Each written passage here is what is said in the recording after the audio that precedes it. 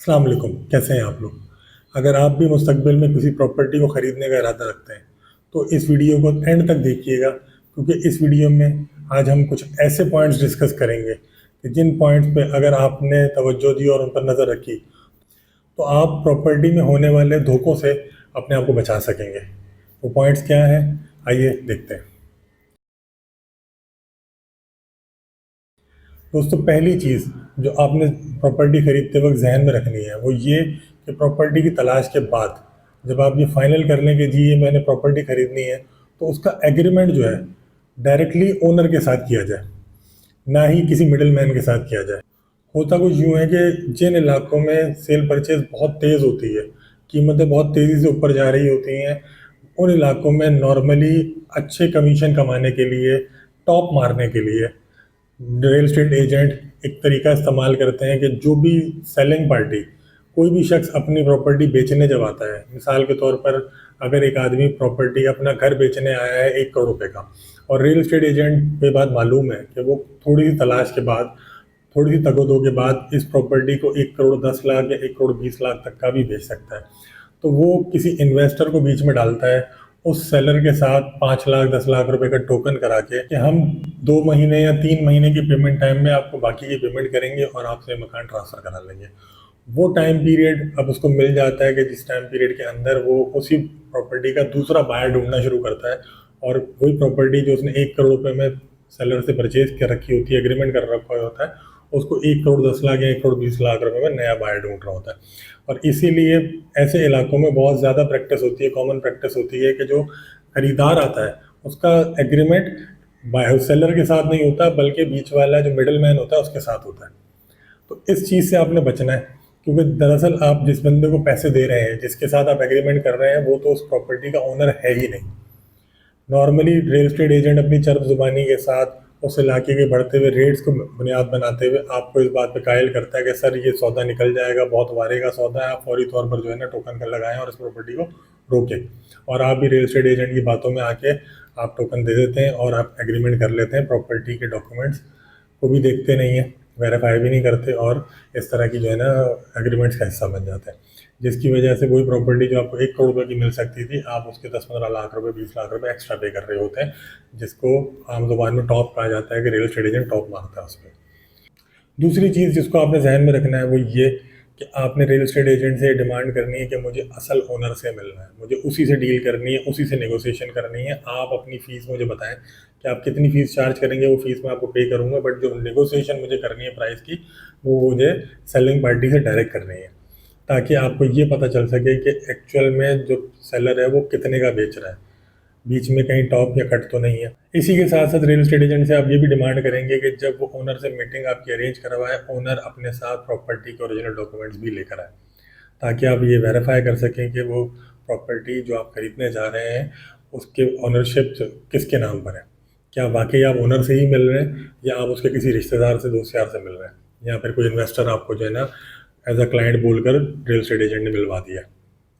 ये दोनों चीज़ें देखना लाजमी है। तीसरी चीज़ जो आपने ध्यान नशीन रखनी है वो ये कि पाकिस्तान में ये भी बड़ी कॉमन प्रैक्टिस है कि मेरी वाइफ के आगे प्रॉपर्टी है या मेरी बहन की प्रॉपर्टी है, तो मैं जो है ना उसकी सेलिंग परचेजिंग देख रहा हूँ, मैं खुद जो है ना उसके बायर्स ढूंढ रहा हूँ और मैं मुलाकातें कर रहा हूँ, ना कि जो ओनर है मैं उससे मिलवा रहा हूँ। या इस सूरत में भी आपने एग्रीमेंट जो करना है, आप डीलिंग तो मुझसे कर सकते हैं, लेकिन आप एग्रीमेंट मुझसे नहीं करेंगे, आप एग्रीमेंट उसी ओनर से करेंगे, चाहे वहाँ घर जाके करना पड़े अगर वो माजूर है, या कोई जो वो अपना बुजुर्ग शख्सियत है, या फिर कोई फैमिली खातून है, तो आप अपनी फैमिली को साथ ले जाएं और उन्हीं जो ओनर है उन्हीं के साथ एग्रीमेंट करें, उसके किसी रिलेटिव के साथ एग्रीमेंट मत करें। रिलेटिव के साथ अगर एग्रीमेंट करना है तो रिलेटिव से डिमांड करेंगे जी आप मुझे पावर ऑफ अटॉर्नी दिखाएं। क्या आपने कि उस रिलेटिव ने जो कहीं ओवरसीज़ बैठा हुआ है, या पाकिस्तान में कोई खातून है या फिर कोई बुजुर्ग है घर के, अगर उन्होंने आपको इजाज़त दे रखी है अपनी इस प्रॉपर्टी को बेचने के लिए, तो क्या उन्होंने आपको यहाँ पे पावर ऑफ अटॉर्नी कर रखी है? अगर तो पावर ऑफ अटॉर्नी है तो फिर आप अहल हैं प्रॉपर्टी को बेचने के, अदरवाइज़ मैं आपको पैसे ट्रांसफ़र नहीं करूँगा, मैं आपके साथ एग्रीमेंट नहीं करूँगा, मुझे ओनर के साथ ही एग्रीमेंट कराओ। उसकी वजह ये है कि पाकिस्तान में हिस्सों के बंटवारों के कितने मसाइल हैं आप सब जानते हैं। लोग अपनी बहनों के, अपने रिश्तेदारों के हिस्से खा जाते हैं। तो इस तरह की किसी जो है ना स्कैम का, इस तरह की किसी जो है ना वो 2 नंबरी का हिस्सा आप ना बने, इसीलिए आप किसी भी प्रॉपर्टी ओनर के रिलेटिव के साथ आप एग्रीमेंट ना करें। आप उनको बोलें कि जी मुझे ओनर के साथ ही एग्रीमेंट करना है, चौथी चीज़ जो आपको ज़हन नशीन रखनी है वो ये कि एग्रीमेंट हमेशा वकील से बनवाएं। पाकिस्तान में नॉर्मली एग्रीमेंट का ड्राफ्ट रियल एस्टेट एजेंट ही प्रोवाइड करता है और उसी ड्राफ्ट के थ्रू एग्रीमेंट बन जाता है। बाद में अगर कोई कानूनी पेचीदगी आ जाए, आपको कोर्ट का रुख करना पड़े, तो आपको पता चलता है कि जी उस एग्रीमेंट में तो ऐसे कई क्लॉज लिखे हुए हैं जिनकी वजह से आप मुकदमा कर ही नहीं सकते या फिर आपको वो कवर ही नहीं करते और आप वो केस हार जाएंगे। इसीलिए हमेशा प्रॉपर्टी खरीदते हुए जहां आपने 20-50 लाख करोड़ रुपए की प्रॉपर्टी खरीदनी है, आप 4-5 हज़ार रुपये वकील को दें और उससे एग्रीमेंट बनवाएं, ताकि वो आपको पूरी तरह लीगली कवर करे उस एग्रीमेंट में, कल को अगर किसी भी किस्म का मिसहैप होता है तो। एक और चीज़ जिसको आपको ज़हन नशीन रखना चाहिए उस एग्रीमेंट को बनाते हुए कि जिस बॉन्ड पेपर पे वो एग्रीमेंट बनाया जा रहा है उस बॉन्ड पेपर की amount equal to property amount होनी चाहिए। अब इक्वल टू प्रॉपर्टी अमाउंट क्या चीज़ है?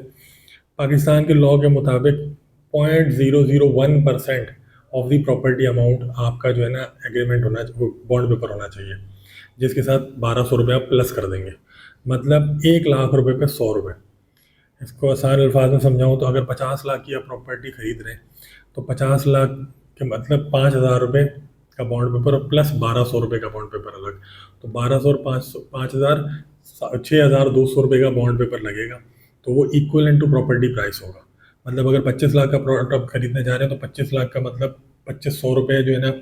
वो उसका बॉन्ड पेपर, और उसके साथ 1200 रुपये आपने प्लस करने हैं। हर अमाउंट के साथ 1200 रुपये आप प्लस कर देंगे तो 1200 और 2500 3700 रुपये का आपने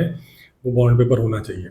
तो वो कोर्ट में जो है ना कबूल किया जाएगा। अदरवाइज अगर आपका उससे छोटा बॉन्ड पेपर है, 200, 500, 1000 वाला एग्रीमेंट है आपका, तो वो जो है अपना कोर्ट में उसको कबूल करवाने के लिए बहुत सारा फिर प्रोसेस होता है, बहुत लेंदी प्रोसेस है, फॉरेंसिक वगैरह होती है, उसकी स्क्रूटनी होती है, बहुत कुछ होता है। तो आप बहुत ज़्यादा तकलीफ में और बहुत ज़्यादा जो है ना अपना बात की ख्वारी से बच जाएंगे अगर आप इक्वल टू प्रॉपर्टी प्राइस अपना बॉन्ड पेपर आप जो है ना रखेंगे। क्योंकि रियल एस्टेट एजेंट्स नॉर्मली इस तरह के बॉन्ड पेपर साइन करवाते हैं, तो इसलिए वो लोगों को गाइड भी नहीं करते। आप लॉयर से बनवाएंगे तो लॉयर इस हवाले से भी आपको गाइड कर देगा। इसके साथ साथ प्रिकॉशन के तौर पर मैं आपको एक और चीज़ भी बताता चलूँ। नॉर्मली पाकिस्तान में लोग कहते हैं कि यार बाहर के लॉज तो बहुत स्ट्रॉन्ग है, बाहर के इदारे बड़े स्ट्रॉन्ग है, पाकिस्तान में जो है ना लॉ एंड ऑर्डर, पाकिस्तान के जो इदारे हैं वो बड़े कमज़ोर हैं, हमें जो है ना वो कवर नहीं करते। हालांकि लोग उन लॉज का खुद ख्याल नहीं रखते, उनको खुद फिल नहीं करते और फिर बाद में जो है ना तकलीफ उठाते हैं। पाकिस्तान में भी जो रेंटल एग्रीमेंट, जो ये सेल एग्रीमेंट होते हैं, इनमें इवन के जो टोकन का जो एग्रीमेंट होता है वो भी रजिस्टर्ड होता है। आप उसको भी रजिस्टर्ड करा सकते हैं रजिस्ट्रार ऑफिस। आप जो टोकन दे रहे हैं, क्योंकि जो बड़े सौदे होते हैं जहाँ करोड़ों रुपए की जो है ना अमाउंट आती है, वहाँ पर 3-3 महीने 6-6 महीने का पेमेंट टाइम होता है। सिर्फ एक टोकन के ऊपर जो है ना आपने वो अपना सौदा कर रखा होता है। अब आपने जो पेमेंट दे रखी है वो भी वल्नरेबल होती है, वो भी स्टेक पे लगी होती है, और वो प्रॉपर्टी भी स्टेक पर होती है कि हो सकता है कल को जो है ना वो मुकर जाए और बोले नहीं जी मेरी तो कीमत बढ़ गई है, अब तो मैं आपको नहीं बेच रहा, मैं दूसरे बायर को बेच रहा हूँ, आप भी मेरा अपना टोकन वापस ले लें। या कल को हो सकता है मैं वो टोकन देने से भी इनकार करते बोले तो मैंने तो आपसे एग्रीमेंट किया ही नहीं। और ऐसा अक्सर बेशतर उन सूरतों में होता है, उन केसेस में होता है जहाँ पर आप 50% या 70% अमाउंट लेके और क्लाइंट बोल रहा होता है कि यार मुझे आप जो है ना पोजीशन दे दें, काइंडली डॉक्यूमेंट चाहे अपने पास रख लें, मुझे पोजीशन दे दें, मुझे जो है ना मेरे घर पे शादी है या कोई वजह है जिसकी वजह से मुझे मूव होना है। तो ऐसी सूरतों में नॉर्मली जो है ना वो कब्जा करके बैठ जाता है, बोलता है भाई मैंने तो आपसे एग्रीमेंट किया, मैं तो खरीद चुका हूँ ये, और वो फेक एग्रीमेंट्स बना के ले आता है। ऐसे मार्केट में केसेस आते हैं। अब सामने वाली अगर पार्टी स्ट्रांग है, आप 50% पेमेंट लेकर भी जो है ना आप उसको कुछ नहीं बिगाड़ पा रहे, बाकी की 50% आपके स्टक है और वो आपकी प्रॉपर्टी पे कब्जा करके बैठा हुआ है। तो इस तरह के केसेस होते हैं। इससे बचने के लिए आप अपना वो जो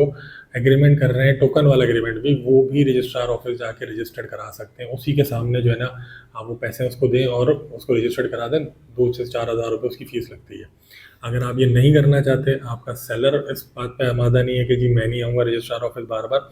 ये आपके पास टाइम नहीं है और आप इस हैसल से बचना चाहते हैं, तो एटलीस्ट नोटरी पब्लिक में इस एग्रीमेंट को रजिस्टर्ड कराएं।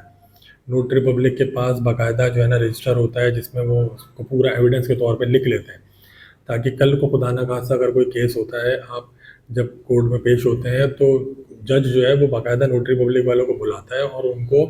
उनसे जो है ना वो सबूत मांगता है, और वो अगर अपने रजिस्ट्रार में पहले उन्होंने नोटिंग कर रखी होगी तो वो अपना एविडेंस पेश कर देंगे और आपका केस मजबूत हो जाएगा। अदरवाइज़ अगर एक रियल एस्टेट के ऑफिस में बैठ के आपने सिर्फ जो है ना एग्रीमेंट कर रखा है और कल को जो है ना वो क्लाइंट मुकर जाता है, कि जी ये साइन तो मेरे हैं नहीं, ये तो फेक किए गए, ये थंब भी मेरा नहीं है, तो फिर आप कहीं पर भी उस एग्रीमेंट को क्लेम नहीं कर सकेंगे। इसके साथ साथ एक पॉइंट जो बहुत ज़रूरी है,